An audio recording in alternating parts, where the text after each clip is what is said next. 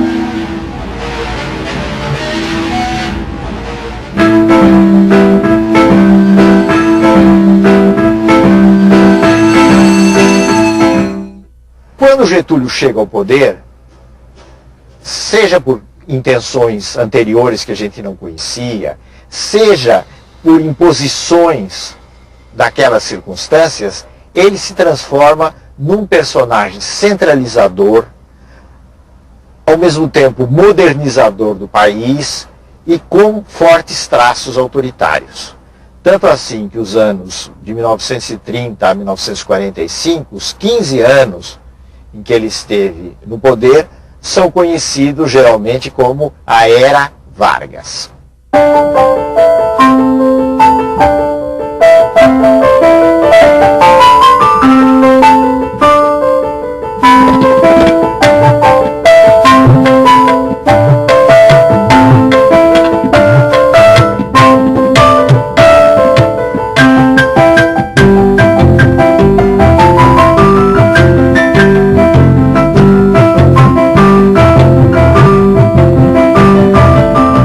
Getúlio teve que enfrentar problemas internos do seu governo, das forças que o apoiavam, e problemas externos da oposição.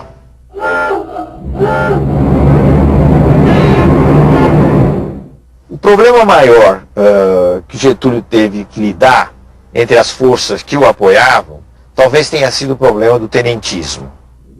Porque os tenentes haviam apoiado a Revolução de 30, mas tinham suas ideias próprias a respeito do que devia ser feito. Então houve um verdadeiro confronto entre o governo Getúlio e os tenentes. O confronto nunca foi um confronto armado, entenda-se bem, foi uma disputa política. Esse confronto acabou terminando com um triunfo do governo Vargas. Então, os tenentes ou saíram do exército, ou se integraram em alguns movimentos radicais, ou em sua maioria passaram a apoiar o governo Getúlio.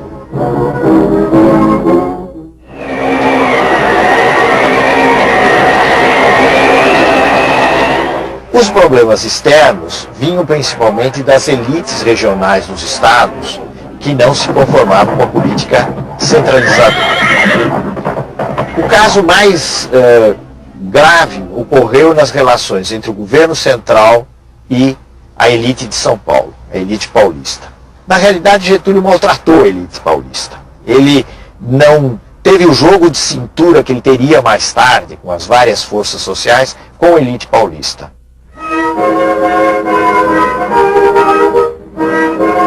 Isso deu origem a muitas resistências e acabou gerando a Revolução de 1932. O heróico a luta feito, firma sua tradição, tendo nas mãos o direito e a pátria no coração. São Paulo lutou durante vários meses praticamente sozinho, mas no fim foi derrotado pelas forças do governo federal, sobretudo pelas forças do Exército Nacional.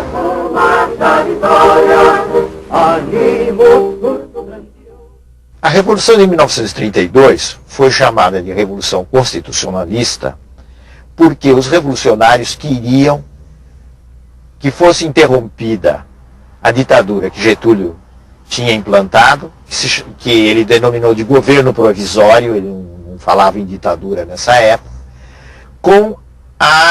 queria interromper com a convocação de uma Assembleia Constituinte para se aprovar uma Constituição no país e se implantar um regime democrático. Nesse sentido, a Revolução foi vitoriosa.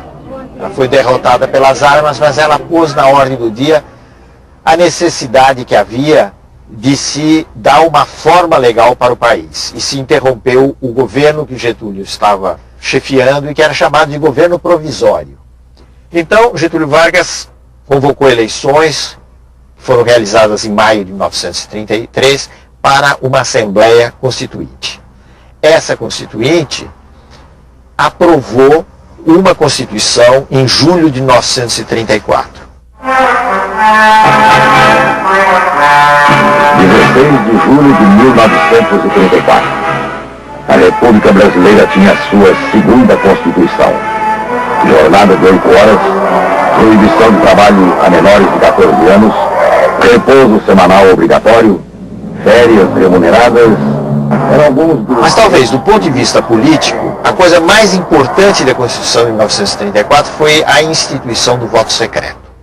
Essa Assembleia, depois que se reuniu e aprovou a Constituição, foi ela mesma quem elegeu presidente da República por voto indireto, o Getúlio Vargas. Em frente ao Palácio Tiradentes, o povo assiste à chegada do carro presidencial. Uma delegação de constituintes recepciona o chefe do Executivo. O recinto da Câmara dos Deputados estava completamente lotado. Há 8 anos que não se realizava uma cerimônia deste gênero.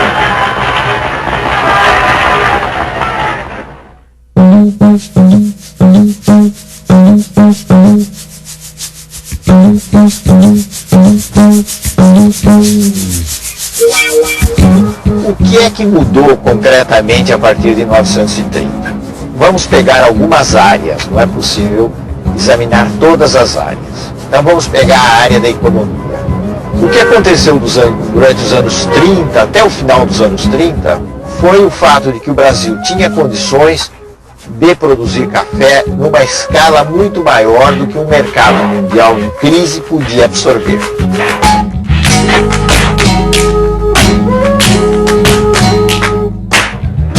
Então, se realizou toda uma política de queima do café. O governo comprava o café dos cafeicultores e queimava o café para regular a oferta no mercado internacional.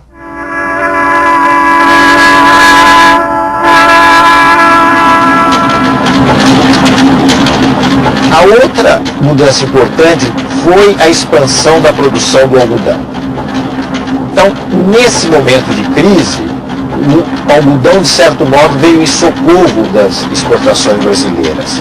E isso tem a ver com um fenômeno europeu, que foi o fortalecimento da Alemanha, infelizmente sob o controle de Hitler, e foi essa Alemanha nazista que começou a comprar em grande escala, para a produção de tecidos, o algodão brasileiro.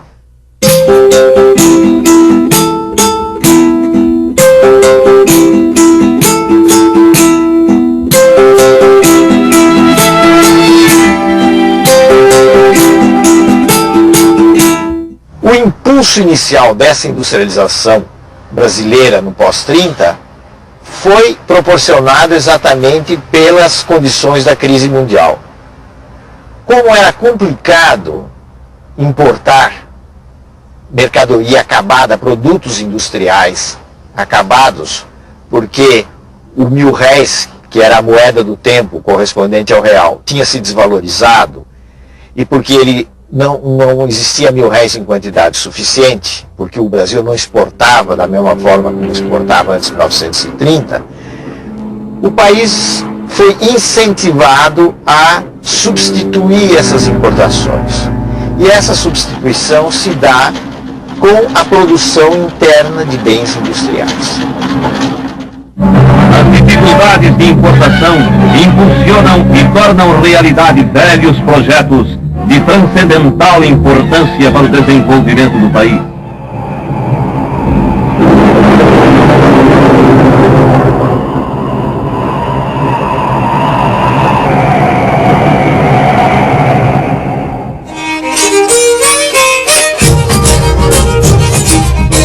Sobretudo a partir de 1930, com exceção dos japoneses, a mão de obra estrangeira deixou de vir para o Brasil.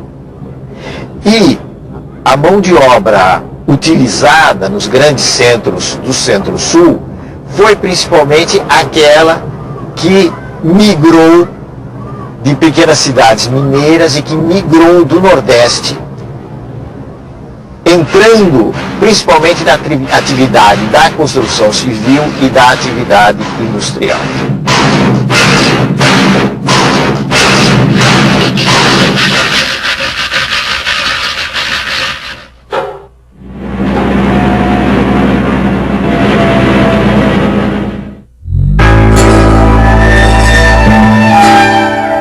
No nível federal, as reformas implantadas por Getúlio tiveram vários objetivos. Um deles foi a implantação de um ensino técnico, demonstrando a preocupação com a industrialização e com a mão de obra qualificada. A outra coisa foi a melhora da qualidade do ensino e a padronização do ensino nos níveis secundário e nos níveis universitários.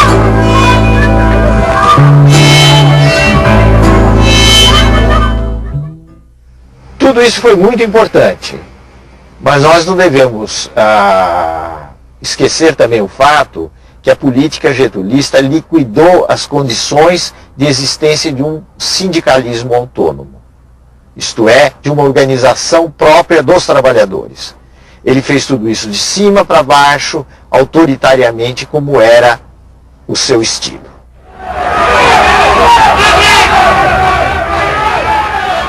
Um outro traço inovador, dentre outros, dos anos posteriores a 1930, foi o surgimento de movimentos sociais, em maior expressão, maior quantidade. Dentre esses movimentos, nós devemos destacar principalmente dois. Um de extrema direita, que era o integralismo, e um de extrema esquerda, que era o movimento comunista. O movimento integralista estava inspirado no fascismo e tinha como seu líder mais importante Plínio Salgado, que era um político de São Paulo, um jornalista e um político de São Paulo. E foi organizada em nosso país uma gremiação política que tomou o nome de Ação Integralista Brasileira, a qual se caracterizava, sobremodo, pela formação de milícias uniformizadas com camisas verdes e pelos marciais desfiles que realizava.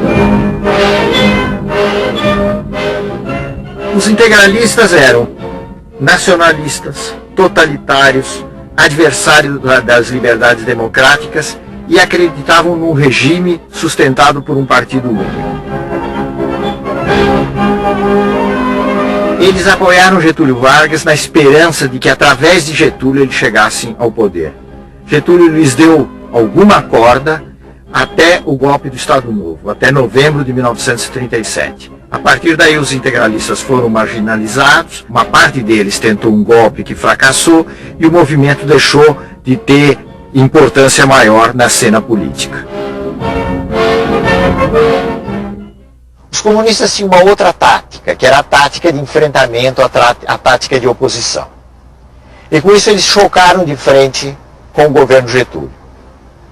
Eles formaram um organismo, a Aliança Nacional Libertadora, que pretendia ser uma grande frente popular contra o governo Getúlio e por grandes reformas no país.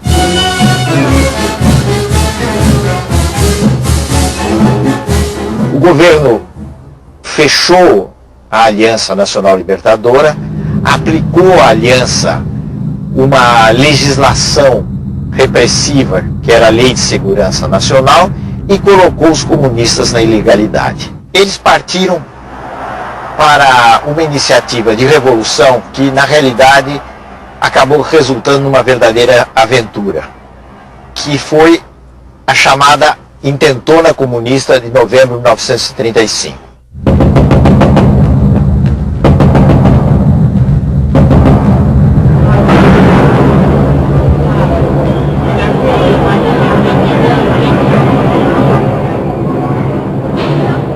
A consequência mais importante da insurreição comunista de 1935 foi o fato de que ela deu o pretexto que o Getúlio Vargas e os círculos do governo, principalmente a cúpula do exército, estavam esperando para iniciar uma repressão no país e, mais do que isso, preparar o caminho para a instalação de um regime autoritário.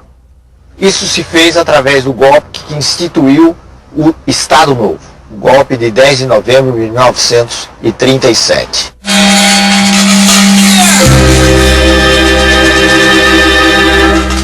Praticamente sem nenhuma resistência, sem nenhuma oposição, forças policiais fecharam o Congresso e se iniciou um novo regime no país, que era o Estado Novo.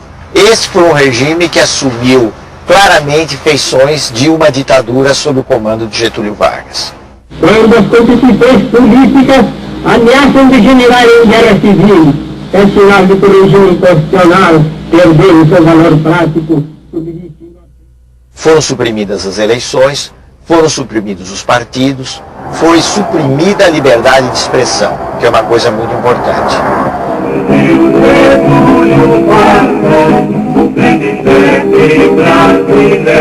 Na maneira de ver de Getúlio e dos generais e dos círculos civis que apoiavam Getúlio, não deveria haver lugar para partidos no país. Os partidos eram parte, eram coisas nocivas à organização do país. Era preciso organizar um todo nacional, de cima para baixo, tendo como chefe supremo o chefe da nação, ou seja, Getúlio Vargas.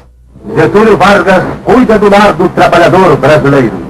Aqui o vemos inaugurando as primeiras casas de uma série que planejou para todo o território nacional como habitação condigna dos obreiros da grandeza do Brasil. Tendo ao lado sua esposa, Dona Darcy Vargas, vemos o presidente da República, acompanhado pelo senhor Gustavo Capanema e outras autoridades, inaugurando o Hospital Estácio de Sá, na capital. Getúlio Vargas inaugurava o Instituto Nacional do Livro. Aqui o vemos em companhia do senhor Herbert Moses. O presidente da República assistia à grande parada militar comemorativa de nossa independência.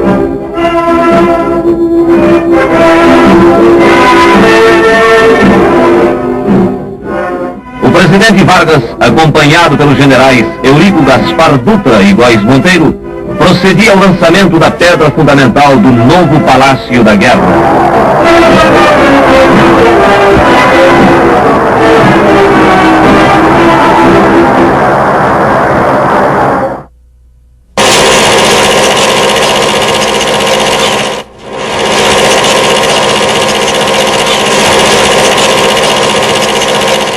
Especialmente no Estado Novo, houve uma ampla utilização do cinema, do teatro, do jornal, do rádio, que tinha uma importância muito grande, para enaltecer as façanhas do governo Getúlio e do Estado Novo.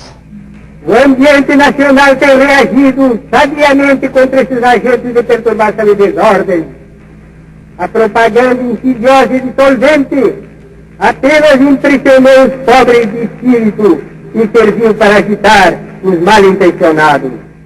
E isso representou alguma coisa de muito diferente, vamos dizer assim, de inovador, se considerarmos o que era o Brasil anterior a esse período.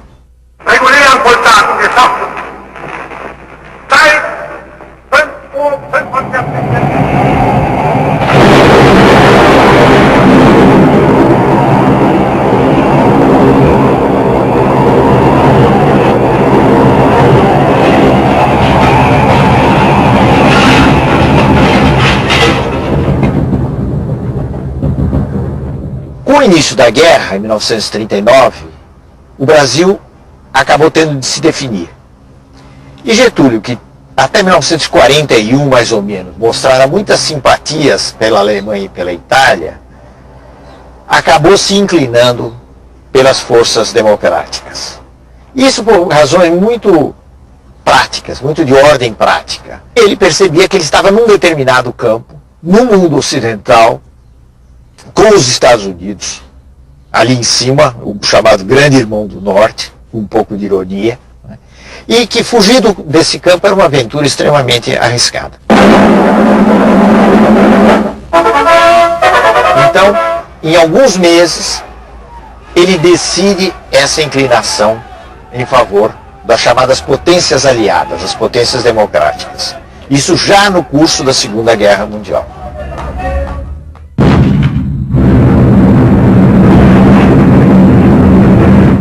Aí as investidas dos alemães contra a Marinha brasileira levaram mais rapidamente à ruptura de relações com os países do eixo, Alemanha, Itália, depois o Japão, e finalmente a declaração de guerra contra esses países. Aqui esta manhã para receber uma nova força institucionária que justamente nesse momento está chegando para se juntar aos combatentes de tantas outras nações que já se engajaram na frente da guerra. É a força institucionária brasileira, a primeira força do Brasil, a primeira da América Latina que atravessa o mar. Essa força institucionária é mais da Sul. É uma tropa bem disciplinada. O Brasil usou elite do seu exército para se bater no solo italiano ao lado dos canadenses na seleção. Estamos embarcando agora. Vocês certamente ouviram o luz do seu passo de marcha que desce pela frente do grande transporte do mundo.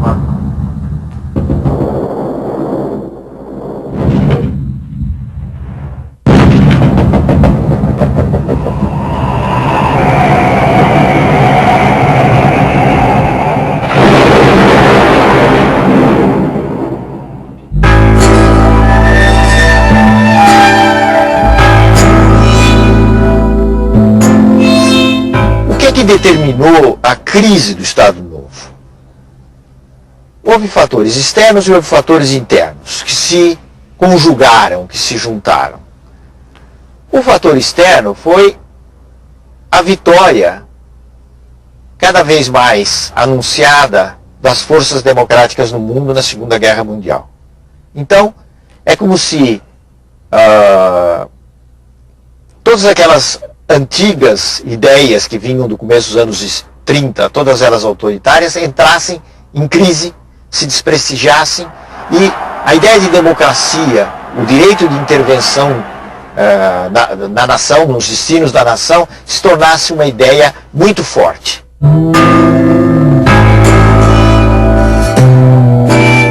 Getúlio foi sensível a essa situação nova, esse novo quadro que começou aí por volta de 1944, mas ao mesmo tempo ele fez uma jogada arriscada.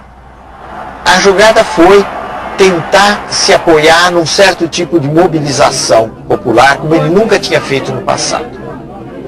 Para isso, ele foi encontrar apoio naqueles setores políticos e de trabalhadores que o haviam sempre sustentado.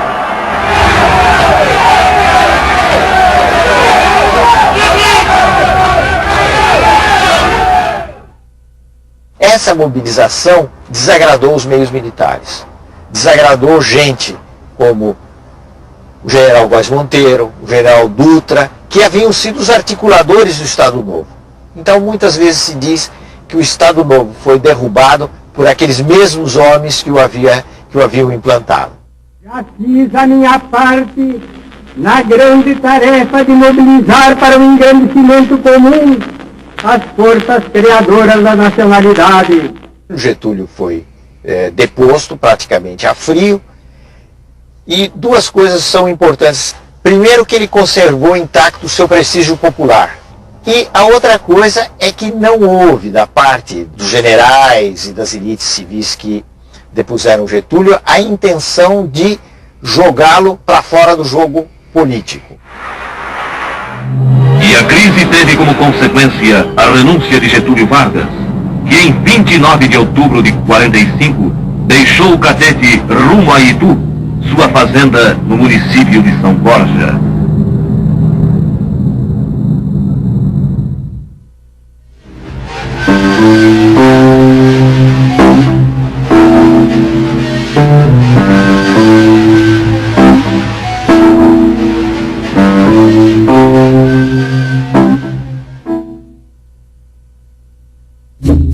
No próximo programa, o Brasil escolhe o caminho das eleições. Os ventos de liberdade trazem Getúlio de volta ao poder. Novos impasses empurram o presidente para o suicídio. O fim do Estado Novo e o período democrático.